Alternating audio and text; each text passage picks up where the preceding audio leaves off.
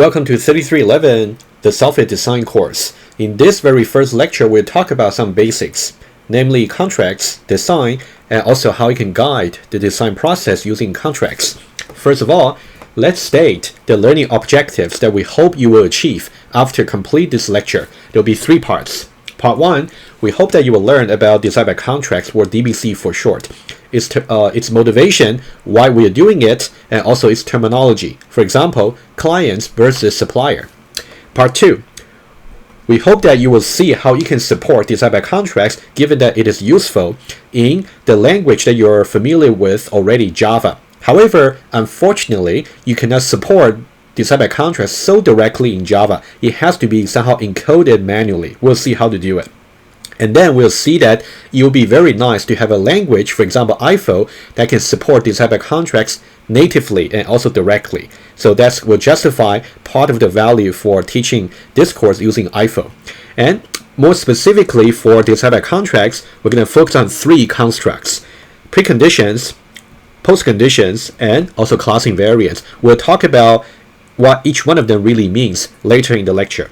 And part 3, once we learn about design by contracts, we really want to use it to facilitate your software developments. In order to do it, we have to see how in IFO, usefully, they support runtime assertion checking for the contracts. So you can actually specify your contracts and check it at the runtime. So we also see how to do it. Now, let's go to part 1. So part 1 is about learning about design, contracts, and design by contracts, motivation, and terminology. Let's now begin by having this particular agreements. So let's say you're a software engineer or a software developer. So we should agree, in order to really minimize your development cost, you should really try to make your customer who demand a product from you as happy as possible. So you want to minimize software defects. You don't really want your products that you produce to be unacceptable by your customer. So that's something we should agree first. And then let's see this. So the software development cycle, which I simplify a little bit just for the easiness of our discussion over here. So let's say we got 4 phases here. We got requirements, we got design, we got implementation, and we got release. We'll talk about each one of them briefly, just to set a context for this course. Let's now see the following question before we see details about each stage for the developments. The question goes like this. Should the software defects be caught in design or implementation phase? Which one should be more cost effective? Intuitively, it might be that the earlier you can catch the bugs or software defects, the better. So now in this case, design, which is actually an earlier phase than implementation, that should be the answer intuitively. And is actually correct answer. However, we should really try to give you more rational reasons for why this is the case. So now, before we actually answer this question here by citing some evidence, I would like to show each one of the stages to you briefly, how they really works. So now let me switch to this particular flow over here. So we'll go bottom up, just start describing the process briefly. So the bottom layer is so-called a release. So this is really about whether your software products that you produce is really acceptable by your customer. And notice that usually in order for customer to accept your products, it should be implementation detail free. Which means whether you write your products in IFO or you write your products in Java or C or C++, it doesn't matter. So the client should be hidden from such implementation details. So it should be implementation details free. And of course, if your customer is not happy about your products, they will request for a return. That's something you want to avoid. So that's about the release. That should be the final stage. So now you should really notice that you shouldn't only let the customer to actually realize there's some defects of your products. If you only realize there's some error about your products in this stage, you're in trouble, because that's the most costly stage to find out the bugs. Let's go up one level. And then we talk about implementation. So this is indeed what you learned previously about object-oriented programming and also algorithms and data structure. So back in your 10, if you're CS, you're 1022, and also 2030, and also 2011, you all learn about Java. Of course, if you're engineers, you actually learn about 1021, right? So similar. So basically, you learn about how you can implement your software using Java. So usually you're given some particular application programming interface. You know about the headers for your methods to code. So you're given almost precise instruction as to what you should do. And also you should really choose some efficient data structures and also design some algorithms for yourself. For example, you should use a balanced binary search tree as opposed to an array for storing a large amount of data, right? And what you learn is also to really write unit tests. So now notice that unit test, what you learned was by using JUnits. So basically every mainstream programming language, including IFO, they actually support some unit testing framework, very similar to JUnits. We'll see later in the tutorial, in the labs, or in the later lecture to see how to do it.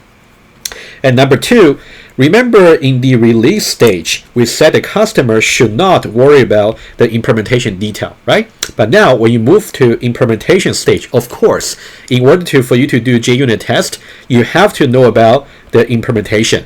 It's actually important, especially you should know the signature or headers of the methods. So such information will be necessary in order for you to do testing at this stage. So now let's move one level up. We'll talk about design over here. So this is really the focus for this particular course. We'll talk about design throughout the course using a particular language, but the idea is actually more important than the syntax itself. So let's talk about design. And for design, you can think about it's more like a blueprints. You know, for civil engineers, for them to build a bridge, they should really try to draw some blueprints to really lay out their detailed plan before they start the construction. So you can think about it's more analogous to software engineer. Before you go ahead and do your implementation, you should really have some kind of blueprints for your implementation. In that case, that would be design. So what kind of artifacts should you get for design? So for now, we just say it does not have to be executable and it does not have to be testable. Well, it's a little bit vague right now intentionally because we haven't learned about the necessary concept yet. But you can think about one example would be you may have to draw architecture diagram to really outline the relationship between different modules or different classes in your system. In that case, the diagram itself is not necessarily executable and also is not necessarily testable. However, it can really show a blueprint of your design before you go ahead for the implementation. So now the number one revolutionary concept for this course is you don't really want to go ahead for the implementation right away. When you are given a problem by your customer, you should always try to draw a blueprint before you go ahead and do the implementation. Okay, so finally we talk about something called requirements. So that's kind of the top level. You can think about the requirements is really the front line of dealing with your customer. And normally when you deal with a customer, they may not be familiar or proficient with any technical background like what you have in CS or software engineering. So when they communicate with you about their need, what kind of products they need, they will communicate using natural language, English, Chinese, or whatever language that you speak. And the major drawbacks for using natural language to communicate the requirements from customer to developer or back and forth is that it's usually incomplete, it is ambiguous, and also it's contradicting even. So I'll just give you some small example just to give you an idea how each one of them can happen. And before let's go there and then we'll come back to see how you can solve that particular problem at the requirements level. Okay, let me switch to one example here. Very simple, just to illustrate the idea. If you're interested, you can search for each of the keywords just to do a little bit more research exploration yourself. Okay, for now I just want to give you some idea. So the first one is about incompleteness, which means the customer may not give you everything that's necessary for you to implement your projects. So for example, let's say the following. So the customer simply tells you, I would like a working payment system. So you can think about this sentence over here that the customer tells you. It's not really complete because when you say you actually want a working system, so are you saying it should be working in a mobile system, mobile device, or should it be working on a web interface, or should it be working on the desktop? or all of them. So it's simply not very complete about what kind of platform the customer really wants you to build their products. Okay? So that's one example of incompleteness. Let's think about the second one. Ambiguities, which means when customer says one thing to you, there might be more than one possible interpretation you can draw from that. Let's see one example here. So you can see the second sentence here. They said ideally, user can use the payment system to pay their electricity bills and so on. Okay, I can tell you that there are two keywords here are quite vague or ambiguous. For example, you can see over here, they said ideally. So what do they really mean by ideally? If you don't do it, is it still acceptable? It's simply not ideal, maybe it's still acceptable, right? So ideally over here is a no-no when you do requirements communication. So it's just too ambiguous. You simply don't know, not being ideal, is it acceptable or not? And it should be able to pay their electricity bills and so on. This is also very ambiguous. So what else do you want them to pay? Want the payment system to accept? Maybe they can pay. They can accept the bill for your tuition. Maybe they can accept the bill for your internet or whatever, right? So now you can see this keyword here and also this keyword here. They are typical examples of ambiguities in the natural language requirements. But if, later on, if you want to turn that requirements into design or even implementation, you have to disambiguate all the ambiguities. So finally, let's take a look at about the contradiction. Contradiction is also very interesting because very often, even the customer who pay you, they don't necessarily know exactly what they really want. So they will tell you one, they will tell you P, and also they will tell you not P. So P and not P, logically speaking, they are contradiction. They cannot be satisfied simultaneously. Let's see one example here. Let's see this. They said the payment system should be easy to use on the one hand, and also on the other hand, it should be secure. Up to here might be okay because maybe you can have some payment system that's both easy and secure, but now let's read on. It should be secure in such a way that there should be a four-phased authentication process. So we have to do a face scan, and then after that we have to do a finger touch, and then we have to request some verification code sent to our mobile phone and enter back to the server, and also we have to enter some password. So now you can see that having all this authentication process gone through will not be synonymous to being easy to use. So I would say this is like a contradictory, right? That's just one example. You can think about, if you think about back in your 1090 course, you can think to be easy to use is like a P. And then when you say secure, especially when you require such a convoluted process of authentication, so that's almost like a not P. So when you have P and not P, that's simply equivalent to false. And by the way, for this particular course, since we talk about software design, we have to introduce rigor into your blueprints, and also so that you can later on your design can be turned into a working implementation. So logic will be very important to make things justifiable. So up to this point, you may want to also spend some time reviewing your predicates, propositions, and also proof techniques back in 1090 that you learned. So that will be something we'll also try to review for you, but it might be nice for you to do some pre-study yourself. Okay, so now this particular slides, we basically just tell you that the informal requirements may be incomplete, may be ambiguous, and may be contradictory. So that's when we talk about at the requirements level.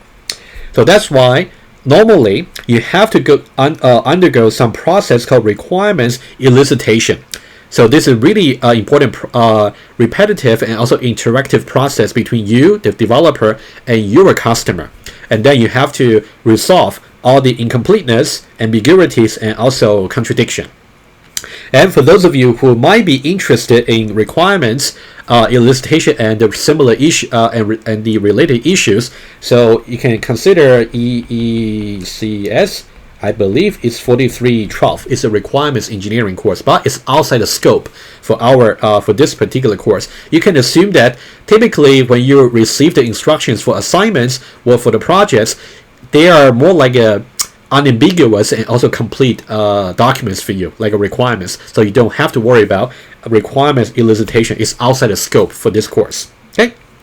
So now I just briefly describe each of the development process phase, and now let's go back to our question originally.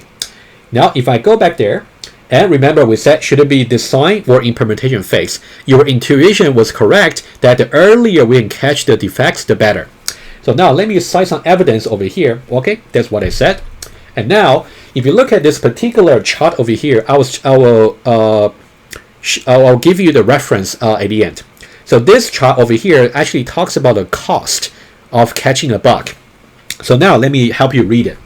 Imagine that if you catch your defects in the design phase, let's say it's going to be 1 unit of cost, maybe $1,000 or $10,000, doesn't matter, just 1 unit of the cost.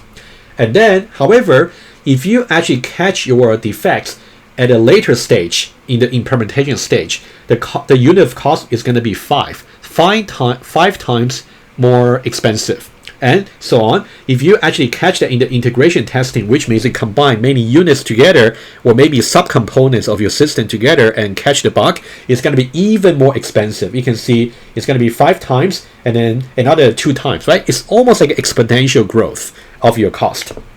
And eventually, if you only catch the defects after you have released the bug to your customer, of course it's going to be unacceptable. That's why you can see the cost is going to be 30 units. That's going to be the most costly phase. Okay, so now we can see that the cost of fixing defects increases exponentially as you grow.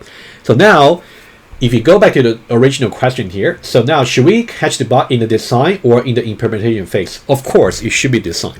So what you learned before this course in your 2011 or 2030 and 1022, 1021, you were basically focusing on implementation, right? So now you were always given some API to program your code. However, in this course, we want to train you.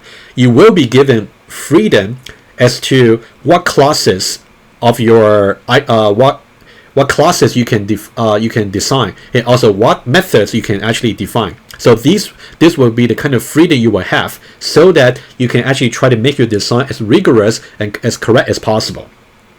So, and then the design itself can hopefully reveal some errors that can actually be caught right away before you enter the implementation phase. Okay, so now discovering defects after release costs up to 30 times, exactly what the diagram is showing over here. Okay, so now the conclusion would be, since we know that catching the defects in the design phase is going to be much more cost effective than catching them in the implementation phase. So now choosing a design language for teaching this course, or choosing a language for learning the core ideas about design is the most important issue that we have to resolve before we get to any other contents in the course. So for this particular lecture 1, especially for the second part of it, I really want to show you why the Java language that you learned before, Java is a good implementation language. However, if you want to use Java for design purpose, it may not be suitable anymore for a rational reason. So we are in the university having education in a higher education, so now we want to justify any use of anything with rationale. Okay. And for those of you who might be interested in learning more about this particular chart over here about catching the bugs, you can refer to this link here. It is an IBM report.